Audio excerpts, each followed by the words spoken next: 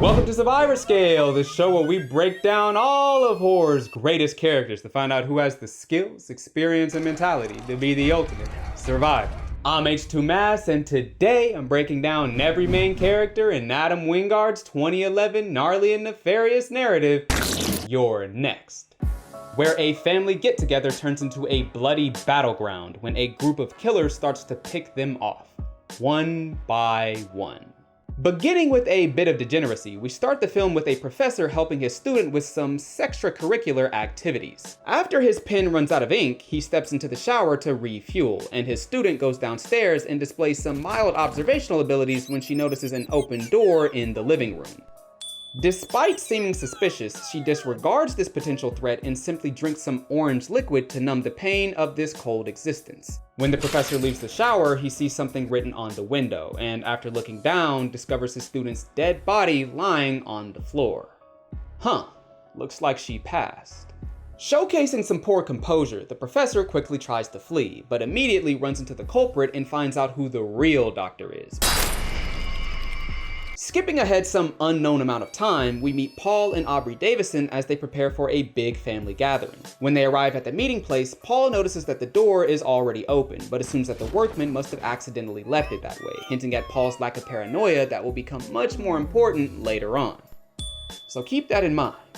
A bit later, we meet one of Paul and Aubrey's offspring, Crispin, and his girlfriend Erin, who decide to get some alcohol before dinner. As Aubrey cleans up the place before the guests arrive, she hears a noise from upstairs and showcases some strong self-preservation when she immediately tries to run away on the small chance that someone may have snuck inside.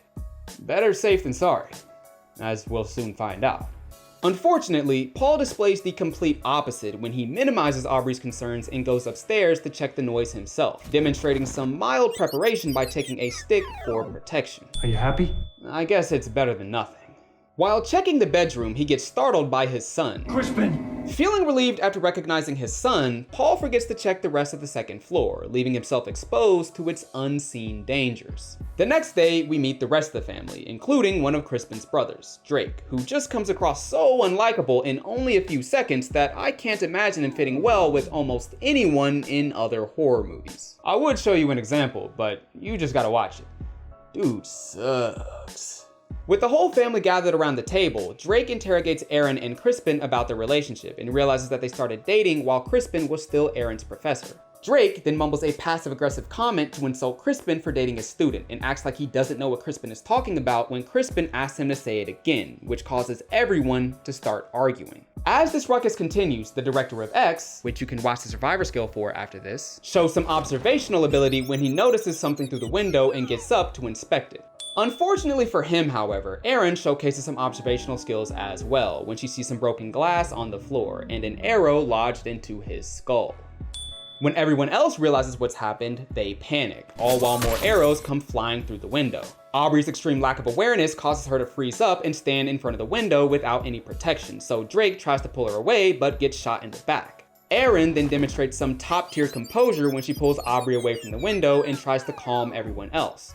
Unfortunately, their lack of composure is far too high for her to have any effect. Furthering her already elite performance, Erin then tries to call the police, but realizes that she nor anyone else have any signal. She then displays some leadership ability and tells everyone to hide behind a chair and run past the window for protection. They should try to cover the window as well, but that's pretty good too.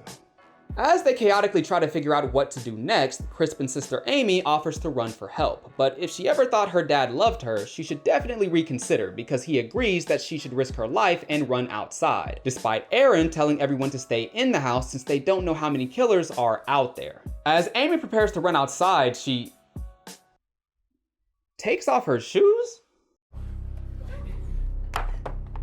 Man, you are not prepared for this. Running through the forest barefoot is crazy, but you seem confident, so go ahead, I guess. As Amy runs towards the door, she gets a nice slow-mo sequence just before they open it, and she runs into a wire that slits her throat. I guess she hasn't seen The Wire. Despite everyone else crowding around Amy's dead body and doing nothing productive, Erin finds herself on the ultimate survivor watch as she once again demonstrates composure as well as some strong preparation ability when she goes through the house and locks all the windows, even suggesting to hang an SOS sign outside the house since their phones don't work. Completely overwhelmed by the situation, Aubrey is escorted upstairs by Paul, but he shows how little she means to him when he leaves her there alone. I really hope none of the attackers have gotten into the house. Oh, they have. One of them crawls from under the bed and kills Aubrey, a character with a strong sense of caution and self-preservation, but without the composure or physicality to do well in pretty much any horror movie, leaving me no choice but to place her in D tier.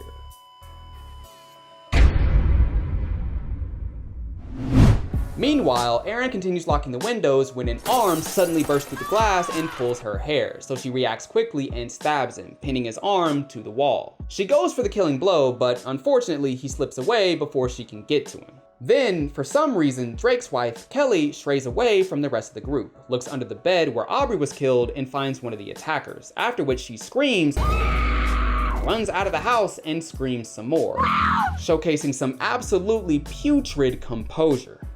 As she continues to run, she eventually comes across the professor's house and starts banging on the window to get his attention, not realizing that he too has died. Unfortunately, one of the attackers appears behind her and punches her through the window. Damn! She tries to crawl away, but finds herself playing the role of a golf ball during a hole-in-one, her abysmal performance leading to an unfortunate death caused by poor composure and decision-making, firmly placing her in F tier. As the desperation increases, Crispin decides to leave the house in search of help, and Erin offers him a butcher's knife for protection since he ignores her advice not to go outside. After he leaves, Erin points out that whoever killed Aubrey is likely still inside the house, but after she goes to get some weapons for the remaining survivors, one of the attackers breaks into the house and tries to kill her, so she demonstrates some top tier melee ability when she dodges his axe, hits him with a mallet, and then tenderizes him to death.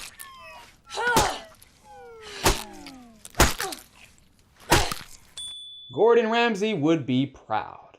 She then pulls off his mask and asks Crispin's other brother Felix and his girlfriend Z if they know this hate-filled hooligan, showing some strong proactiveness in the process. Suddenly though, the lights go out and Erin shows some responsiveness when she asks Felix where the circuit box is. After he tells her, she then goes into the basement while Felix and Z go upstairs to find Paul, who had gone looking for one of the attackers in an attempt to avenge his wife. However, Paul fixes the circuit box upstairs, and as he passes through another doorway, one of the attackers jumps out from behind and slits his throat, leaving him stumbling across the room until he collapses to the floor and dies. Another character destined for D tier.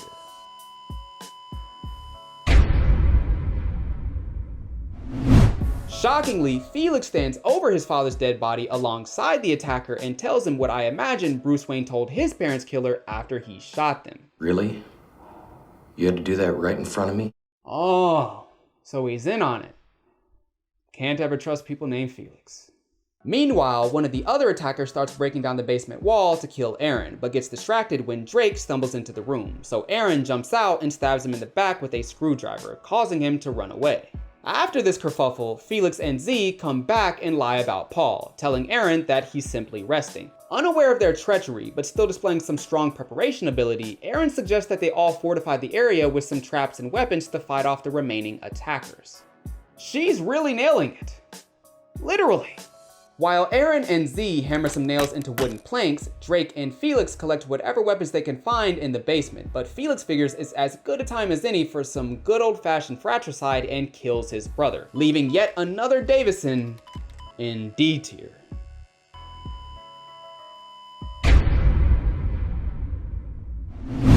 After finishing one of the traps, Erin goes upstairs to check on Paul, but unfortunately discovers his dead body when she arrives. As she contemplates the meaning of this, one of the killers tries to sneak up on her, but she demonstrates some unparalleled resolve and awareness when she throws her mallet at him and jumps through the second floor window after realizing that he has the upper hand.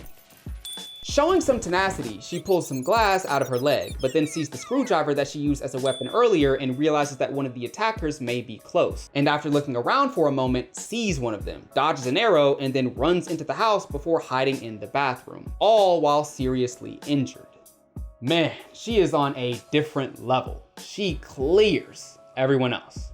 As Aaron dresses her wounds, Felix considers his next move, but Z displays a level of kinkiness reached only by those in public office. Fuck me next to your dead mom then. Yeah, that's wild. A bit later, Felix, Z, and the two remaining killers argue while Aaron continues hiding in the bathroom. Unfortunately though, her phone goes off and one of the attackers walks inside. Finding herself on the ultimate survivor watch for the 102nd time, Aaron manages to stun her would-be killer with a chop to his throat, somehow escaping this dire situation. The remaining enemies run after her, but even while limping, she manages to evade them, causing them to split up, so she takes advantage of their separation and hides. When one of them peeks through the nearby window, she stabs him in the head and grabs an axe to strike him with a killing blow, but he dies before she can get to him, so she gives us a nice pose instead. That could be a poster. She then decides to lap the field once again by demonstrating even more strong preparation ability when she sets up a trap in front of the door that will swing an axe towards whoever opens it. This isn't even fair anymore, man. After she sets up the trap, the last of the attackers sneaks in from a different entry point, so Aaron runs into the basement, breaks all of the lights, and sets up a camera flash in preparation for yet another trap. The attacker walks towards the flashing light, and when he closes in on it, Aaron kills him, striking him over and over until she knows he's dead. After killing him, she displays a bit too little vigilance as she seems to forget that Felix and Z are still out to get her and simply walks around unguarded. Because of this, Felix shoots at her with a crossbow. Fortunately though, Aaron fakes the hit and runs away, waiting for them to come to her so she can surprise them. And she does! She kicks the crossbow out of Z's hands and the two start fighting until Felix comes in, after which she throws some water at him, causing him to fall to the floor, and then smacks Z with a pot like a Tom and Jerry tussle. She then scrambles Felix's brain with a blender, pulls a knife from her back, and stabs Z in the head. She killed every enemy. Man. As she takes a moment to catch her breath, Felix's phone rings and Aaron answers it but doesn't speak. On the other end, she hears Crispin's bitch ass incriminating himself, asking Felix if they had finished killing everyone, how he couldn't handle being there anymore, feeling bad about his mom dying, blah, blah, blah, blah. You know I'm a pacifist. I can't deal with the violent stuff. Punk ass bitch. When he gets into the house, he sees Aaron holding the phone. Feeling cornered, he starts spouting off the most delusional bullshit I've ever heard in my life. Had you reacted normally, my parents and siblings would have been killed, and we'd be rich. We'd be on our way to, like, a vacation in Paris. I can't stand this man. And neither can she. So she stabs him in the neck and then stabs him in the eye before getting shot by a cop who arrived just in time to see her kill a man with no other context. She tries to get up, but she can't do it before the cop opens the door and falls victim to her trap. Damn. Let's talk about the ultimate survivor, Aaron. There's no need for suspense. We already know who's winning this episode.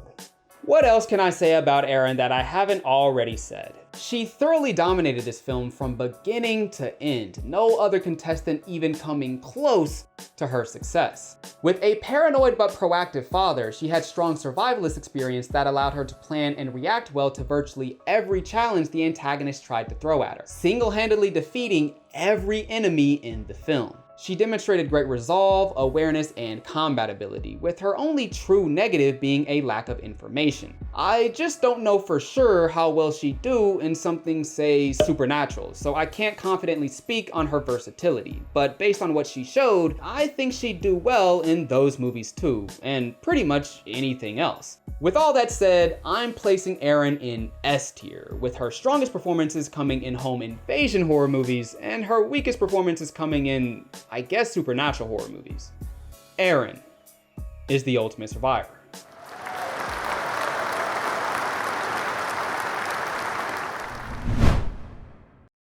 Now it's time to give out whatever the opposite of an award is. The first kill award goes to the character least likely to survive a random horror movie, and I'm giving this to Kelly. While Aubrey at first seems even more likely to die than Kelly, she at least has the instincts to run away at the first sign of trouble, so she could escape before it's too late. Kelly, on the other hand, would lose all composure, completely abandon her protection, and make whatever bad decision that will get her killed. Kelly is the first kill. But that's it. The average ranking for this cast was C tier. An absolute carry job by Aaron. While I'm not the biggest fan of You're Next, I always enjoy an S tier performance, and this was dominance personified. Thanks for watching.